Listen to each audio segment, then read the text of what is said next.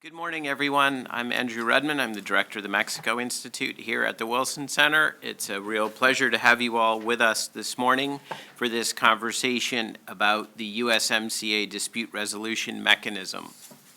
I think, as I'm sure we will discuss this morning, that it really had some novel aspects, some changes from the NAFTA, and I think in my own view, whether the dispute settlement mechanism, quote unquote, works, whether people feel that it really does present an opportunity to resolve disputes or controversias in Spanish, really will have an important impact on what happens in 2026 with the review of the USMCA. I think people have to believe that the agreement is working, and that means when you think something is interpreted incorrectly that you have some access to redress. So we are thrilled this morning to have Ken Smith Ramos, an old friend, good friend of the Mexico Institute and of many of us here in the room. Ken is, I think, well known to everyone here and probably most of you watching this live stream, as well as the Mexico's lead negotiator for the USMCA, previously worked here in Washington at what was then called the NAFTA office in the Mexican Embassy, as well as in the Secretary of Agriculture in Mexico, knows the bilateral relationship and the trilateral relationship well. What we're going to do this morning is I think we'll just do a quick round of introductions for those of you here in person, and then we'll let Ken make some opening remarks, and then we'll just try to have a really good conversation. As I say, I think most of us around the table know these issues well, so we'll look forward to having a conversation. For those of you watching the live stream, we appreciate you being here as well, and look forward, if you have comments in the future, to engaging with us. So with that, let me start with you, Brian. Good morning, Brian Butcher with Shell. Good morning. Thank you for having us. Eduardo Diaz from Agon as well, Ken's partner. Good morning, Edwin Alvarez, LLM student, American University, Washington College of Law.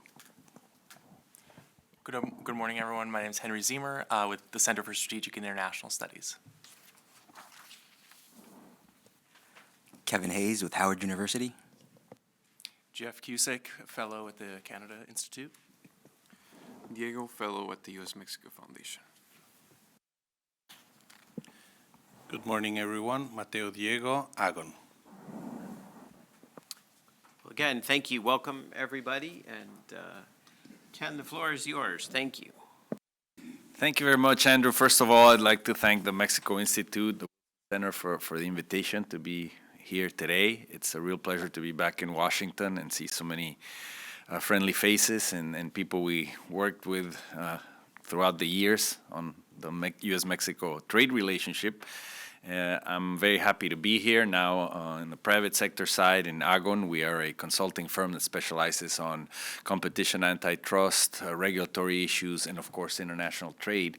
I'm joined here by two of my partners, Mateo Diego Fernandez, who's an expert in trade dispute settlement. He's a panelist in the panelist list of the USMCA. And Eduardo Diaz Gavito, also a longtime veteran of trade issues in Mexico, an expert in trade remedy, customs procedures, and all things that have to do with the day-to-day activities, with what makes trade actually happen.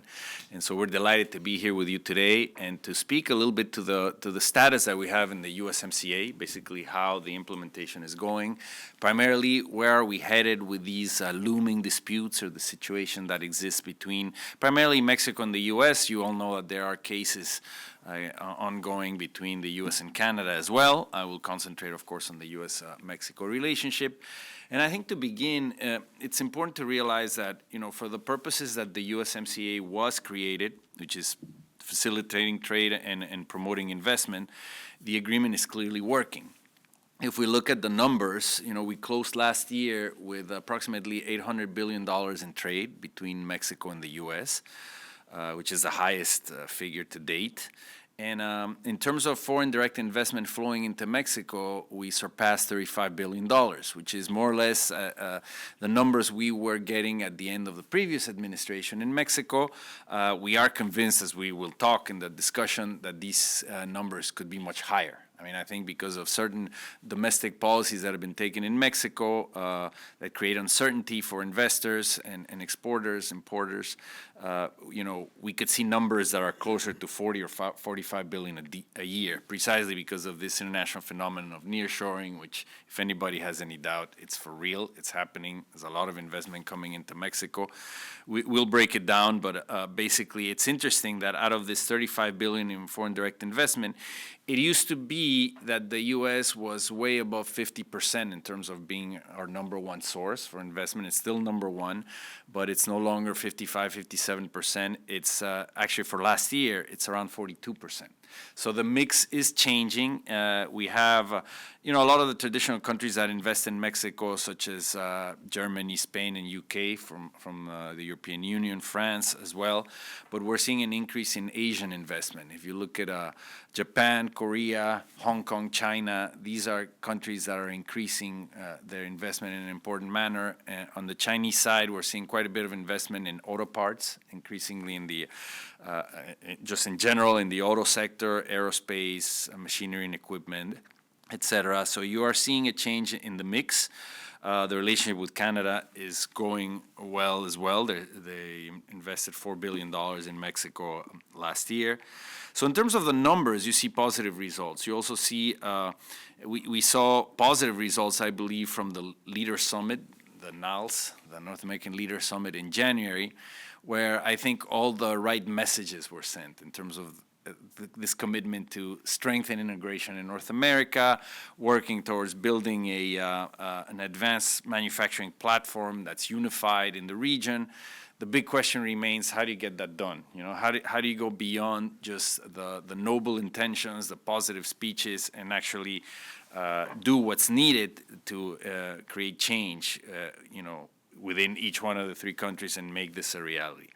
And I think there's two key factors here. For one of the things we've been discussing a lot in Mexico is, okay, you look at the situation where there's this push to try to lessen the dependence on China and Asia in general for key inputs for production and to attract these so-called sectors of the future where you're talking about semiconductors or lithium batteries, medical equipment, high technology. How do you substitute inputs from Asia coming into the region and creating the capacities to build it yourself? And definitely one of the things that we're seeing, as the U.S. is doing, is that in addition to an open trade policy, which Mexico does have, I mean, it should deepen it, and we can talk about that. But besides the trade liberalization itself, you need a domestic industrial development program. So you need to really emphasize the need to create the capacities domestically, whether it's to create local suppliers,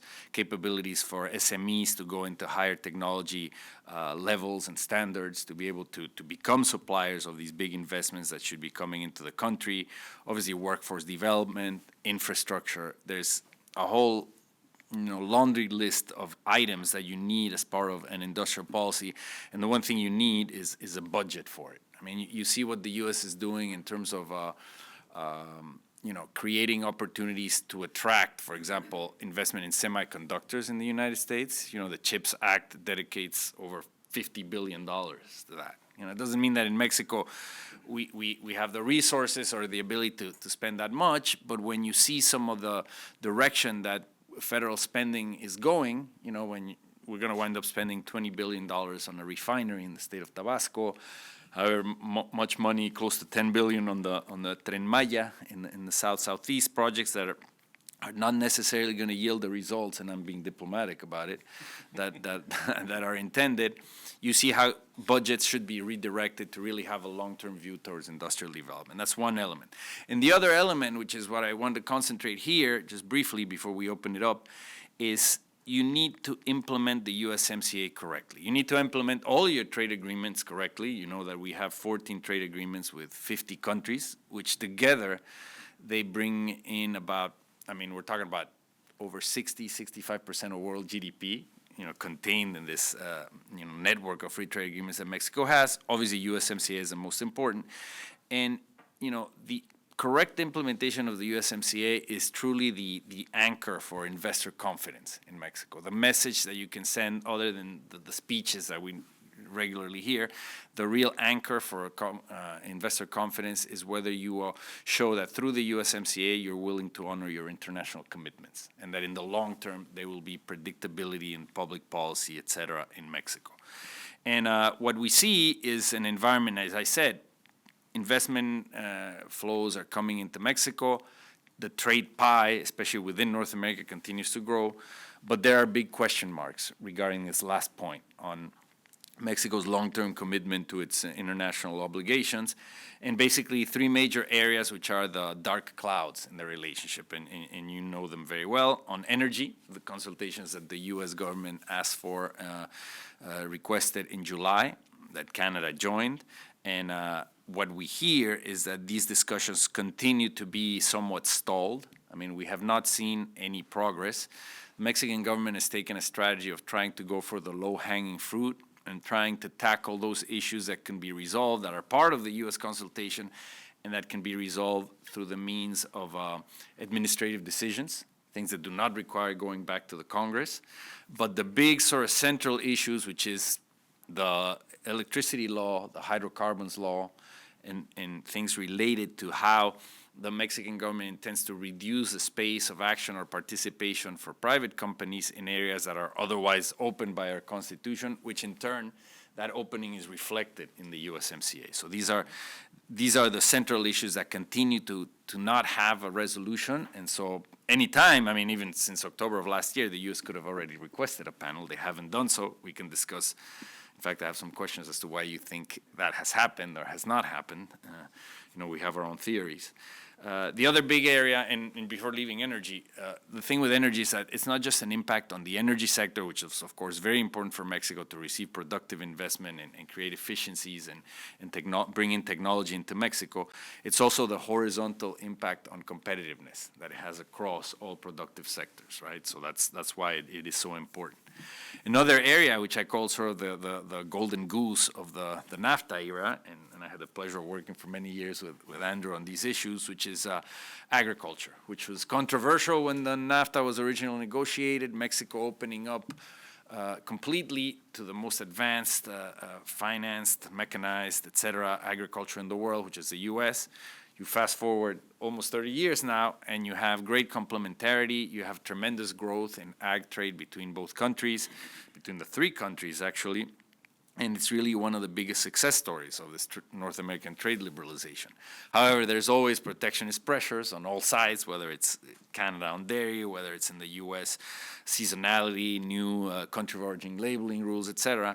And in Mexico, there's an onslaught directly against GMOs. Anything having to do with agriculture, biotechnology is under fire from, let's call it a radical wing of Morena, of the ruling party, that has, through many means, tried to restrict access, of GMOs into Mexico, products that have been consumed and used for over 3 decades. And so you know that there's a Mexican corn decree out there that initially tried to shut down all imports of GMO corn from the U.S. It has been watered down so that the only restrictions will be not on livestock use or in agro-industrial processing, but rather for the use of producing flour for tortillas. But still, it does not seem to be enough for the U.S. government, I think correctly, signaling that, they cannot allow a situation where the USMCA is violated partially, right? Because this is a systemic issue. And just a statement by the Mexican government against GMOs, arguing that they are bad for human health, is something that remains unacceptable within the USMCA concept. So we have started consultations. The U.S. has requested consultations on the SPS chapter, and we'll see if this evolves into a Chapter 31 dispute and a potential panel.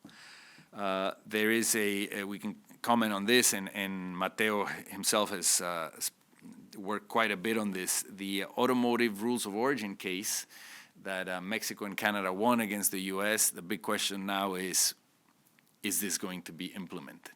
Is there going to be enough pressure from Mexico and Canada on the United States to implement that? And we can talk about that in a second.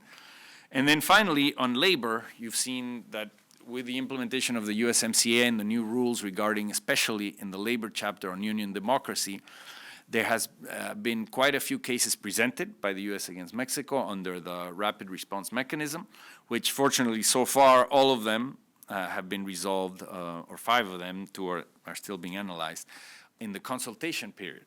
But for those who think that these issues are not politicized, all I have to say is that all 7 cases are in the auto sector. So it's not a coincidence. Obviously, has to do with pressures from U.S. unions as well. I mean, you're talking about hundreds of potential sectors in Mexico that could be eventually targeted. No, it's all in the auto sector, right? And we have heard from U.S. unions, an event I was at with the AFL-CIO and others, that their concern is on how Mexico is implementing its own labor reform, whether there's enough budget dedicated to that, and whether these measures that so far have been taken within the USMCA, which essentially amounts to both governments, lifting each other's hand and saying, we're doing lots of good things for labor. It doesn't seem to be enough for the U.S. unions because deep down, we haven't seen any trade restrictions, right? So, they're pushing for that, and we'll see if something breaks there. So far, so good. But I guess the overall point, and I'll stop my remarks, and we can open it up. And of course, if you want to talk about any of these issues, especially on the autos issues, I think Mateo has quite a good story to tell. But overall, I believe that we need to make sure that these disputes, including the ones between the U.S. and Canada, are cleared up as quickly as possible, because there are these plans to enhance economic integration, to work towards this creation of a borderless manufacturing platform in North America. But in order for this to take place, you need the domestic push in each one of these countries to develop industry and capabilities to really maximize the opportunities of nearshoring in the USMCA, and you need to resolve these disputes. And in the case of Mexico, what we have seen is a strategy of stretching the issue, stretching the discussion as much as possible. I think looking to a situation where if there are panels that are requested, that they will not blow up under this administration's mandate, but rather beginning in 2025 when we have a new administration in Mexico.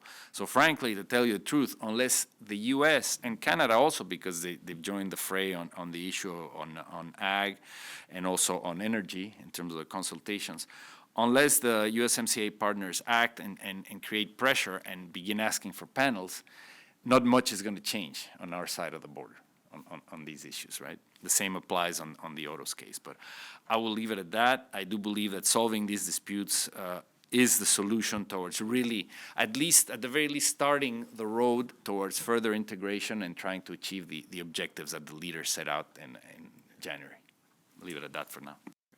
Ken, thank you. That was a great overview, as we knew it would be, of where things stand. And I think your point, it always strikes me, and you made the reference to, will the rules of origin dispute or will the resolution be implemented? It strikes me at the end of the day, that's what's really critical, is that when there is a dispute, that you have a process, and as you alluded to, that it actually concludes and doesn't stretch forever, because if I'm not mistaken, that was one of the objectives of USMCA, was to correct the loophole in NAFTA, which was that you could essentially you could extend a dispute basically forever. But it seems that there's having the resolution and then there's implementing it, because it's always struck me that at the end of the day, trade agreements are really enforceable only if the parties agree to enforce it, right? At the end of the day, there's no way any party can make another party do anything. You can threaten, but ultimately it requires the parties to believe in it and be willing to lose a small dispute for the greater good. And I agree with you. There are some real questions about whether that happens, and so one question in my mind, with that as a long lead into, is how do we ensure that when, as you suggest, how do we fully take advantage of USMCA, or I think more immediately, how do we make sure that people believe that the dispute settlement mechanism is working, such that in 2026 you don't have anyone in any of the 3 governments saying USMCA isn't working because we had a dispute, we couldn't win it, therefore we're out. Yep. Maybe before I give just a general overview on that, I don't know, Mateo, if you want to comment on the auto case, and I think it's a very good case in point as to the example of how we should be resolving disputes, and perhaps we aren't. Thank you very much. I'm happy to be here with all of you. I think that the autos dispute is one of these examples of things that are working, but also show that there is still more to do. The autos dispute has been very successful in that it brought together Mexico and Canada on a difference of interpretation on how the rules of origin for core parts should be made. The panel was composed with people from the roster and outside the roster. At the same time, the timetable of the panel, with some exceptions due to mainly to translation, did work out well. But if you see the panel report, it came out on time. It is a short, concise report, and it is very clear. It's not trying to give something to the US, give something to Canada, and give something to Mexico. It is really making an effort of doing the right interpretation of Chapter 4 and the automotive appendix of the USMCA. This, I would say, it's a resounding victory, not only for the parties involved, but for the system in itself. If you see in less than 3 years, USMCA has had more panels established and working than the NAFTA in more than 20 years. That is already a signal that what we're doing is right. On the other hand, as Andrew has pointed out, we have not seen compliance, and compliance should have taken place more than 1 month ago, and we haven't seen any signal either from the US government nor from the Mexican or Canadian government. At least I have not seen anything personally. If you look at the text of the USMCA, once a panel report is issued, compliance is, of course, the preferred possibility, but it's not the only one. There is a possibility of parties agreeing on compensation on or different arrangement between the three of them. So even though not ideal for the industry involved, there could have been a scenario in which Mexico and the U.S., and I'll leave Canada aside for the minute, would agree on some compensation. Okay, I'm not going to change my interpretation of the rules of origin, but in exchange, I'm going to give you access in this agriculture or industrial product. The same thing could have happened between the US and Canada, and that has not happened. Why hasn't that happened? And I think that this is the part where there is still work to be done. Ken was saying we have our own theories of why that hasn't been happening. And what we believe is that there is an implicit or at least a non-public agreement between the U.S. and I'm going to talk about Mexico exclusively at this point, and Mexico, that Mexico would not push for compliance on that case, provided that the U.S. does not get the panel the panel on energy established, at least in the short term.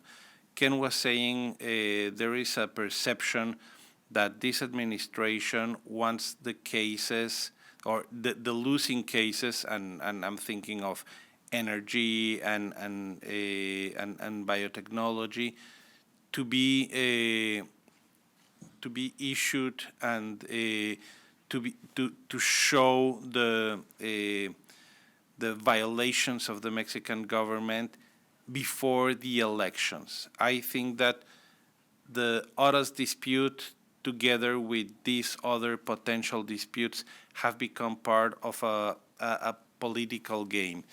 Is that something undesirable? You can say it is, but at the same time, it's not new. If you look at the experience at the WTO, there have been a number of cases which have loomed forever without compliance just for political considerations. We have to understand that the dispute settlement ball, if you like, doesn't belong to the companies or to the industrial sectors, but to the governments. They have the possibility of pushing for compliance, and they have the possibility of doing some tit for tat. What could be improved in that sense is a dialogue, a domestic dialogue in all three countries between the industries involved and the government, so that the industries involved will see the benefit of dispute settlement in themselves. I'm sure that people in the auto industry in Mexico would be delighted to see the U.S. fully comply with the rules of origin ruling, yet that has not taken place. And even though I'm sure that they devoted a lot of energy and time and resources to seeing this case won, they are not getting a direct result. What do they need to do? They need to press the government. They need to talk to them and tell them, look, regardless of your political goals, this is about us. This is about X number of jobs, X number of dollars of investment, the modernization of the sector in Mexico, and to be honest, basically keeping other countries, and I would say other Asian countries, from getting the piece of the pie that Mexico has been enjoying because of the NAFTA. So I would say that for the time being, I personally have mixed feelings about how this is working. I believe that in general, it has been very positive to see that we have a working dispute settlement mechanism, but there is still some way to go. And that way to go doesn't have to be negotiated between the three countries. It's something that has to be part of the trade culture of all countries, to get them see that the benefits from the agreements will be directed to them, and not become part of some arrangements that may involve other areas that have nothing to do with those industries. I'll leave it at that. Thank you. I think that, thank you, Mateo, that was great. It's great to have the direct experience on a specific dispute, and I think interesting that the first dispute that reached conclusion, or the panel ended, was actually Mexico and Canada against the U.S., since as I think we all know, most of the conversations are about disputes where Mexico is accused of non-compliance. I have lots of questions, but I want to see if, Jeffrey, did you want to, and then Diego, we'll go to you next. Thank you so much, Andrew, and thank you to Ken and Mateo. Just to pick up on something that Mateo identified, which I think is really important, is not just whether countries are complying with adverse rulings from these dispute settlement processes, but also the role that adjudicators can play in being careful in the content of their decisions. So you mentioned that this automotive ruling is clean, precise, simple, and it doesn't overreach. And we know that legal overreach has been one of the principal concerns that U.S. trade officials have had when criticizing the World Trade Organization's appellate body rulings specifically. And here I think looking briefly at the history of the WTO is instructive. So USMCA members comply reasonably well on average historically with adverse rulings of the WTO. Canada, 75% of the time. Mexico, about 66% of the time. The U.S. less so, around 50 to 55% of the time. But what's interesting about that is that U.S. compliance rates were much higher, not just before Trump, but before Dispute 344, U.S. Stainless Steel Mexico. In 2008, the appellate body rules that absent cogent reasons, and without getting into too much detail about what the cogent reasons legal ruling says, but absent cogent reasons, the appellate body is going to stick to previous rulings or past precedent relating to the legality of U.S. anti-dumping practices. So again, not to sound too technical about that, but there's this important ruling that says, we've told you already, the United States, we've told you already your anti-dumping practices are WTO illegal. We're not going to keep reinterpreting this. We're going to stick to the letter of the law on this. And U.S. compliance rates with WTO rulings nosedive after that dispute with Mexico. And what else happens? We see a sharp increase in the number of filings of Mexico against the U.S. on anti-dumping and on steel. Ken, you're absolutely right. A lot of this is about agriculture. A lot of it is about cars nowadays, but it's also been historically about steel. We can add that to the list, right? So we see U.S. compliance rates nosedive, going back to Mateo's point, because of the content of the decision made at the WTO, not just that the U.S. lost, but they lost a heavy, broad, extensive, far-reaching ruling, and filings of Mexico against the U.S. on steel increase after those compliance rates go down. And so that's a very long way, you'll have to forgive me, of saying that I just want to double down on Mateo's point that the content of these rulings matter.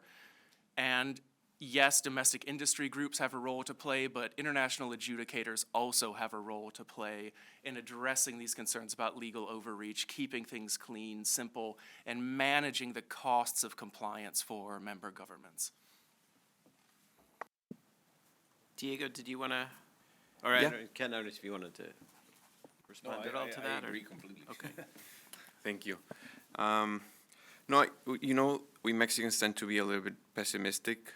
I think this morning I want to show a little bit of optimism. I agree, Mateo. It's been 97 days since the panel report was released to the parties, so we're going to reach 100 days without any news of compliance or any announcement. But I wanted to just talk a little bit more about the positive side of USMCA and its dispute resolution mechanism, and why is it an improvement when we compare it to NAFTA. I think it's better because it provides more certainty in disputes. Under NAFTA, any party in a state-to-state dispute could basically block the formation of a panel, and that could delay, as you said, Andrew, parties reaching a potential solution. And now with USMCA, we have a pre-approved list of panelists, independents, and whose decisions are binding.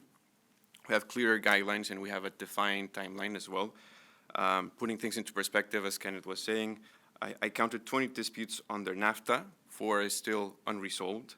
That is 30 disputes in over 30 years. Some disputes took over 17 years. For example, the tuna dolphin dispute between Mexico and the U.S. I wasn't even born when that dispute arose. I was about to get to college when they found a solution. So that's just get a dimension of how things are working. And make some of us feel old. I didn't mean to do that. But then let's think of USMCA. I counted 26 disputes. 9 have been solved already, including, again, the ruling against the U.S. in the auto sector, and one against Canada in the dairy sector. The fact that this mechanism is being used more times in 3 years than 20 times in 20 years with NAFTA, it's just a testament of how successful this mechanism can be. But of course, there's caveats. As you said, we're reaching a very critical juncture from both the U.S. and the Mexican perspective. I think it is time for both the U.S. and Mexico mainly to show their true commitment to the spirit of the agreement. Both Mexico needs to show that it is committed to a rules-based, science-based trade system, which is basically USMCA, and I think the U.S. also has to show commitment to the agreement. Both agriculture and the auto sector are at the core of USMCA, and just showing that both countries are willing to just show commitment to the agreement would be a really good sign, and just like having that regulatory predictability is a key ingredient in order to attract those investments that we talked about from the beginning of the conversation. No, definitely. I mean, I would be the first one to agree that there are important improvements in the USMCA dispute settlement mechanisms vis-a-vis the NAFTA, specifically on Chapter 31, specifically on the formation of the panels, the roster list, et cetera. I mean, that was a big sort of Achilles heel of the NAFTA, and that's why many of the disputes had to be resolved at the WTO. So, but the interesting part here is that if we remember the nature of the negotiation, one of the key points of the U.S. administration at the time, precisely sort of dressed up in this whole discussion of, U.S. sovereignty, make America great again, et cetera, there was this perception or this big push at the beginning of the administration to do away with the dispute settlement mechanisms within the NAFTA. They were seen as extraterritorial. And so that, there was a big sort of uphill climb, not just for the governments of Mexico and Canada, which at the end of the day, we salvaged the system, and in many areas we were able to improve it. There's some questions there on ISDS, and it had to be a complete different animal negotiated. Partly Mexico, Canada use the TPP rules. There's no ISDS between U.S. and Canada, et cetera. But at the end of the day, we were able to salvage the system, and that was not easy. And it was not just the Mexican and Canadian governments. It was the U.S. private sector as well. And of course, the three private sectors of all three countries pushing towards the idea that we had to see the glass half full instead of half empty. This perception by Ambassador Lighthizer at the time that, for example, investor protection represented a subsidy that helped companies leave the U.S. to go invest in other countries, as if this was something bad, right? I mean, it was a zero-sum view of trade and of investment, and that colored the entire negotiation. So the fact that we were able to preserve now a Chapter 31, at the time Chapter 20, but Chapter 31 now, and to have these rules set up, which are actually working over the first 2.5 years or so of implementation of the agreement, it's actually a very positive sign. I think that vis-a-vis what's in the future, and not just talking about the objectives of the North American Leaders Summit, but what we have in front of us for 2026, which is this comprehensive review of the agreement, it's very important that we get there, the three North American countries, with at the very least a positive perception of, first of all, how the agreement is working overall, and to be constructive towards, building upon what we have, and not reopening a discussion, as we had in 2017, if one or two of the partners come out and say, we need radical changes because this is not working, they can very quickly get politicized, and very quickly you can have like a setback or attempts at backtracking on the level of opening that we have, instead of building on other areas like labor mobility, climate change, mitigation policies, coordination, many other areas. So I think that's one thing that we have to watch out for. And I believe that, solving these disputes and showing that the system is working, but working from beginning to end, not just the procedures, but the actual implementation and enforcement, which is the case that we're seeing, or lack of it, that we're seeing at least in autos so far. If we don't resolve this the way it is planned to be resolved in the agreement, there will be voices, and there already are voices, for example, in the U.S. Congress saying, what about enforcement? It's all very nice what we have written on paper, but, are we getting the job done at the ground level? And so that can make the 2026 review that much more difficult if we don't resolve all of these issues. Yeah, I think you're exactly right.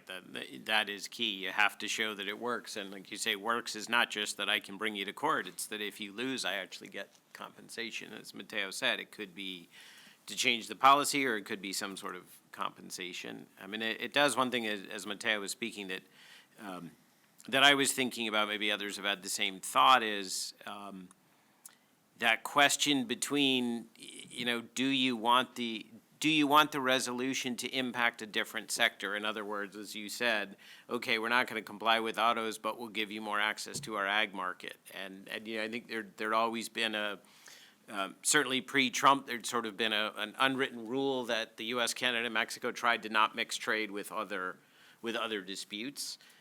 But then when you raise something that's legit, we say, okay, so we don't want to do what we were supposed to do in autos, so we're going to, we're essentially going to give preferential treatment or take treatment away from a different sector. That, too, I think creates some potential political problems. And you think about in the U.S. case, are you going to favor the auto industry to the detriment of the ag industry? And what does that do for politically when you think about who generally where those sectors fall in terms of politics? So again, another interesting question that has to get resolved. Does anybody else have thoughts or, Ceci? Hi, thank you. My apologies for arriving late. I had a lot of traffic.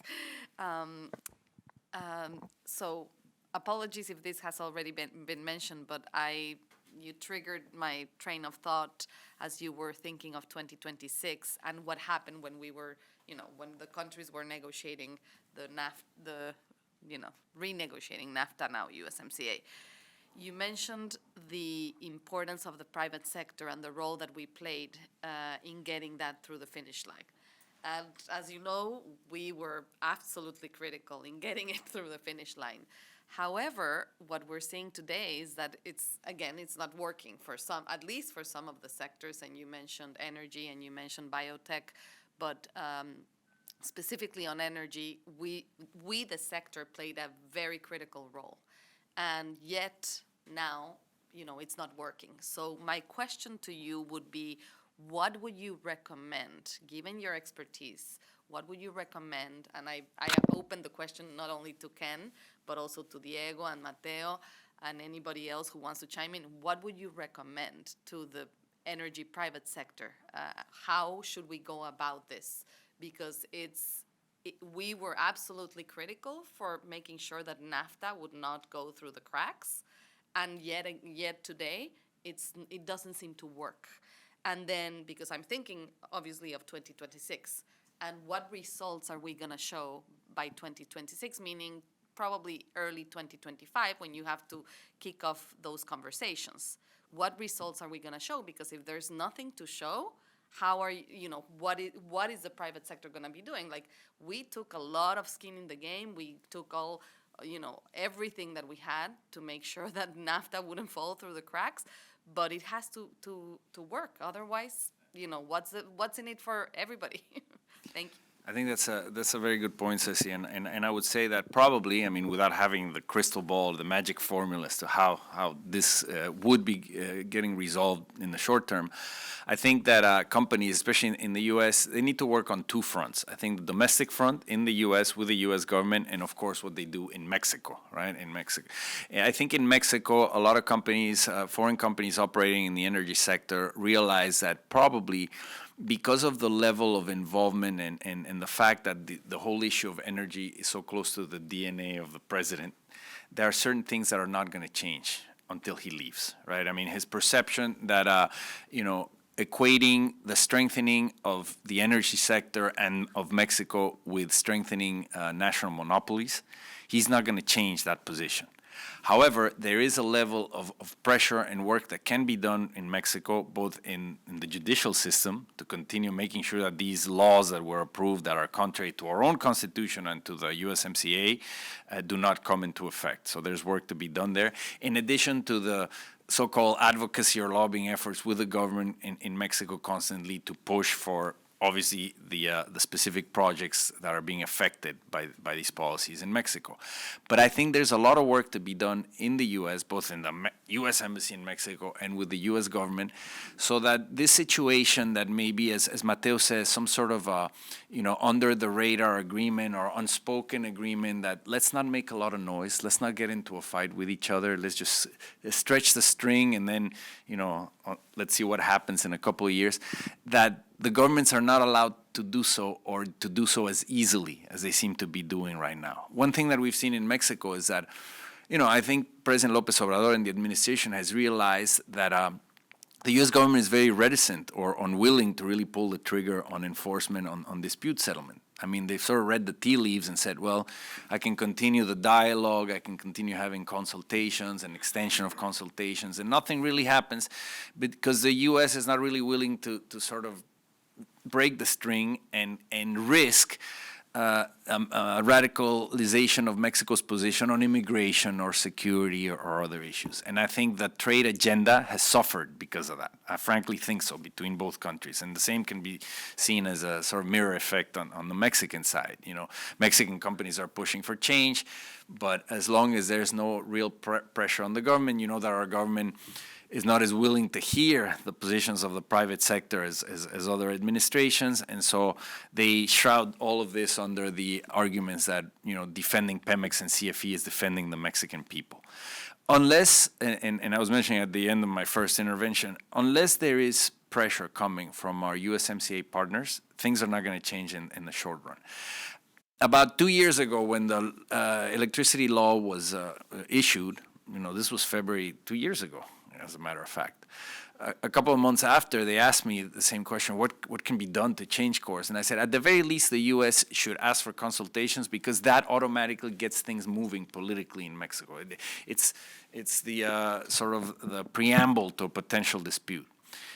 It took them a year and a half to do so. But once they did so, the machinery got going in Mexico. You no longer had this sort of distant talk by the president saying, it's the energy sector is excluded in the USMCA. There's nothing to worry. They could no longer do that. Economia had to be involved. They had to have meetings. They had to have this, at the very least, at least a little bit in the open and explaining the Mexico position. Now we're at the next level, which is the U.S. should ask for a panel, at least on energy, and we'll see what happens on corn. I think the same strategy should be pursued there by U.S. exporters. But really, there has to be the message sent to the U.S. administration that if you just maintain the status quo and this dialogue, things could go on indefinitely. And it's not a question of saying, well, let's just contain, the Mexican administration. Happens in the next administration. I think if nothing happens, there could be enough damage done, to the sector, to the companies that have invested. So, something's got to give. I think that the job at hand for all of you guys is to continue working with the U.S. administration and saying we need enforcement on these issues. And at the same time, in the case of corn or whatever, or the agricultural sector, there has to be a realization that if the U.S. is going to pressure Mexico on some of these issues, we have to make sure that the U.S. doesn't impose barriers of their own, whether it's on seasonality or country of origin labeling, because then they lose credibility when they pressure Mexico. But on energy specifically, I think, action by the U.S. government is of the utmost importance, and that only means, actually starting a panel. So just to follow up on that, you said something's got to give. If nothing happens, something's got to give means also USMCA renegotiations will be at stake. Because if something's got to give, the deterioration of the sector is evident, as you mentioned, with the all these unconstitutional laws, etc. But if nothing gets done, then when we get to 2025, it's like show me how it's worked, and it hasn't. And then something's got pressure rises, of course. I agree. So my point is that USMCA could be at stake, and do we really want to put it at stake? Absolutely, that's a risk. Thank you so much. I think regarding with the Cecilia questions and concerns, I have other perspective about the mechanism disputes in the USMCA. Specifically with the investor-state dispute settlement, investment arbitration. But my question would be that whether the positive figures in terms of trade would be overshadowed by the design of the Chapter 14, the design of this investor-state dispute settlement, because the USMCA, we are leaving the legacy period from NAFTA to solve this kind of disputes. But the USMCA it's some kind broken the dispute settlement. And what I mean with that, for example, if a Canadian investor or USA investor have a problem with his investment, they have to resort to the USA courts or Canadian courts, because there is no investor state dispute settlement between those countries. On the other hand, the USA, Mexico, there is some kind of classification of investment. There are covered investment. If your investment falls within this covered investment, you will have access to the investor state with lesser requirements. But if you are not, your investment doesn't fall within this covered investment, you should have to enough poll to the state, White House or Palacio Nacional, to start with these consultations, and then to exhaust the local remedies with more burden requirements to start the investor state arbitration. So do you think that this structure, this design of the Chapter 14 could be overshadowed the figure trade? I don't think so directly. I mean, one has to understand that during the negotiation, there was a big push, as we mentioned earlier, for the U.S. to eliminate completely the dispute settlement mechanisms. We saw some of or foreshadowed what could happen with this administration on key, heavily regulated sectors. That's why one of the big pushes by the Mexican government, which Canada joined in terms of the negotiation, was guaranteeing that in sectors such as energy, infrastructure, transportation, and telecommunications, where there are quite a few or many investments that involve government contracts, that you would have sort of the full coverage, right? So there's sort of two tracks. There's the full, let's say, VIP coverage of these key regulated sectors. That remains. We were able to preserve that. And lo and behold, 2 years after, we had these policies by the Mexican government, which many of us thought that they could happen, the day after AMLO came into power. He didn't, and it was a good thing, because back then you remember that before the midterm elections, he did have a 2/3 majority in Congress that could have led to a constitutional reform. So we are lucky that way, that didn't happen.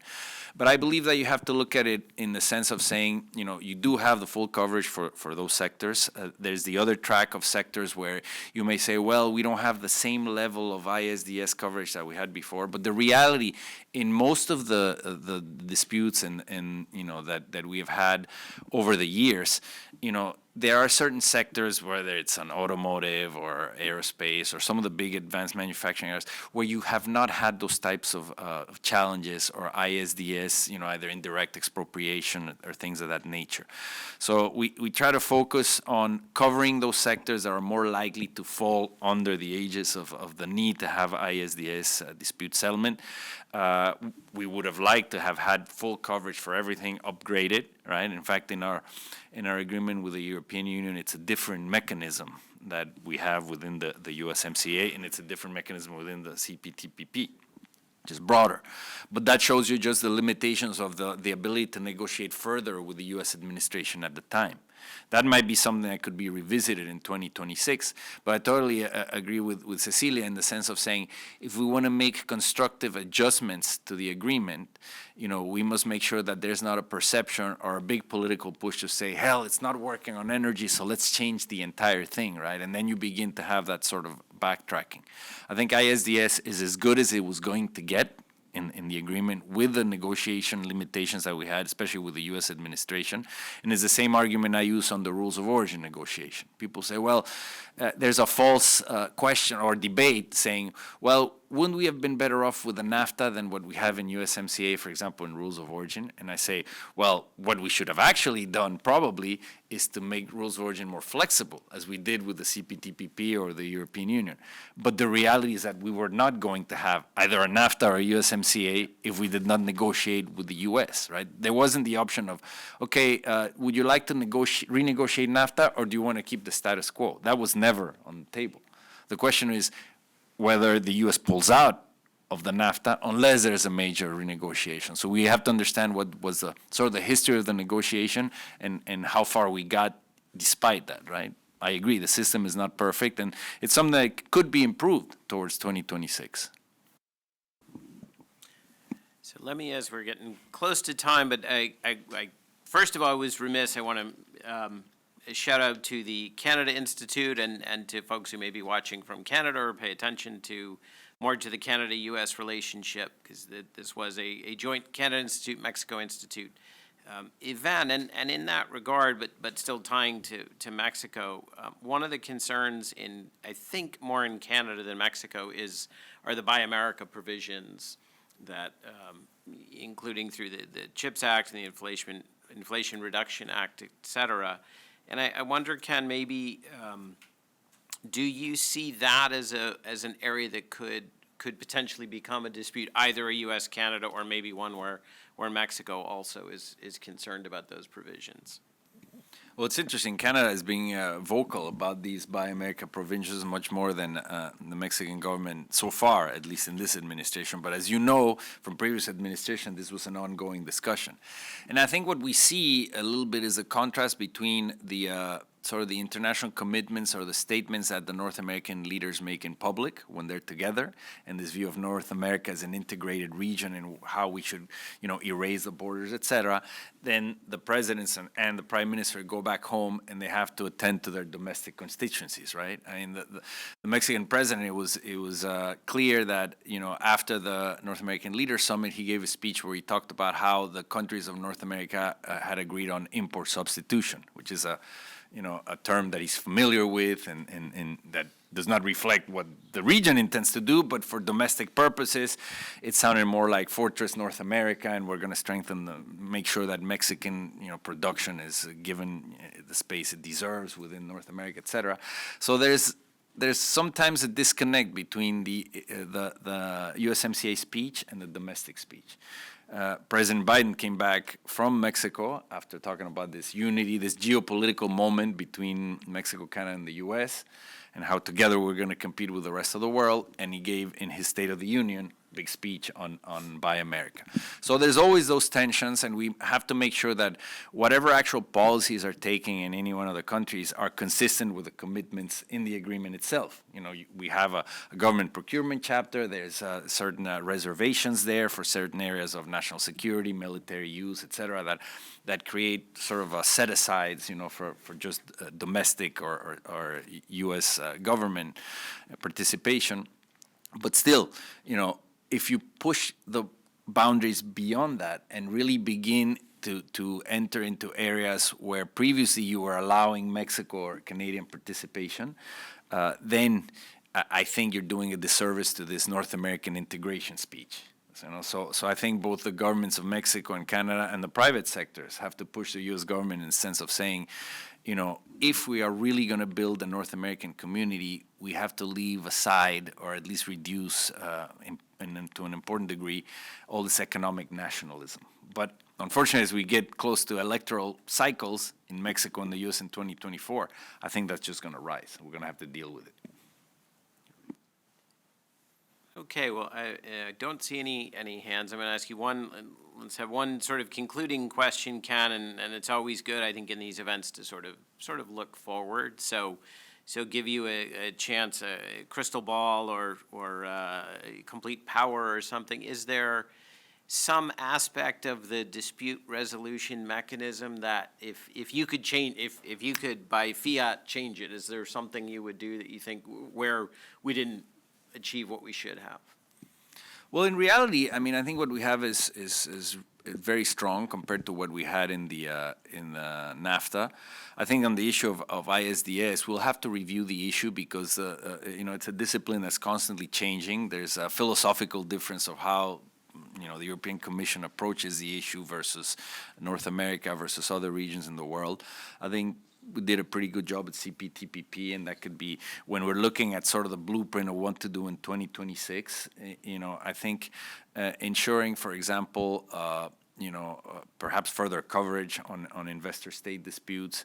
On the issue, I think on Chapter 31, Mateo pointed to something that's interesting, which is, you're not forced necessarily to withdraw a measure once there is a decision by a panel. You can have this compensation. There's this somewhat ambiguous language which all countries were defensively pushing for and saying, well, don't force me necessarily to just withdraw the measure that has been ruled, not to be in violation, but we can have other types of compensation. that could lead to trouble.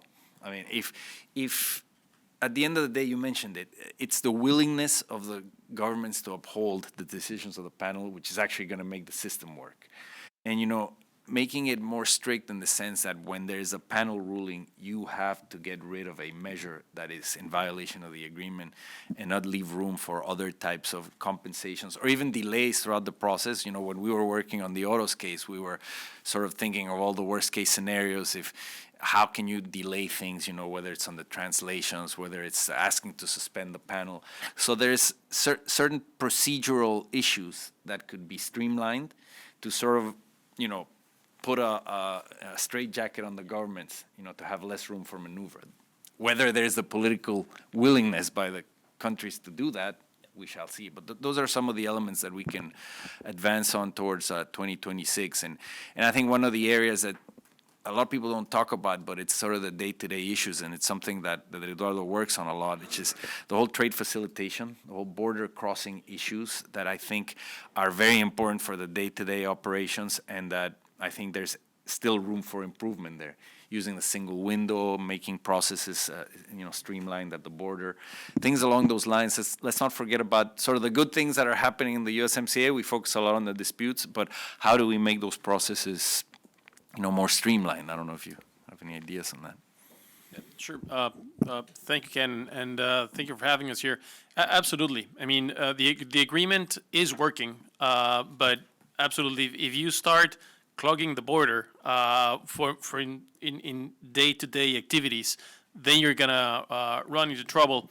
It's interesting when you see the Mexican reform, the constitutional reform on energy. There were a number of laws that they needed to be amended to comply with the energy reform. The customs law was not amongst them. So there was a little window there, or a little gray area,